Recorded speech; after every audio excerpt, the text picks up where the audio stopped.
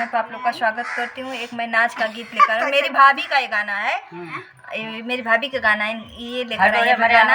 और मेरी दादी है, मम्मी और भाभी भी हैं, बगल की भाभी हैं, फेमस भाभी हैं। हट बोले ठीक से कवत बा का। हाँ चल चल बा चल।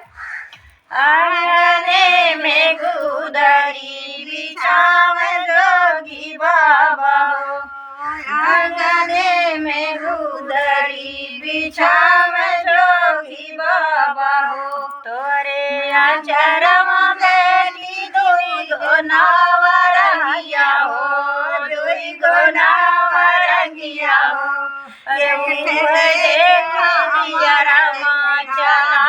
हमारी बेटी हो, हमारे आचरमा बाबा की रवैल बिछिया हो, की रवैल बिछिया हो।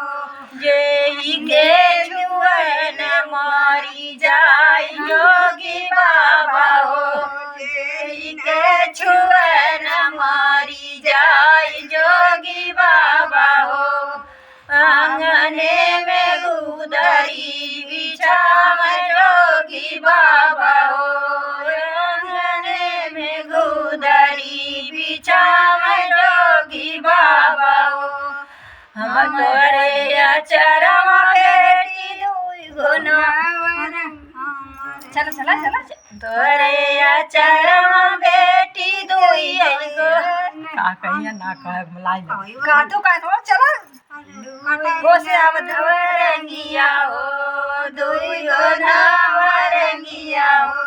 अरे उहे देखी रमा चलाई हमारी बेटी हो, हमारे बचरमा बाबा की रवैल बिछिया हो, की रवैल बिछिया हो।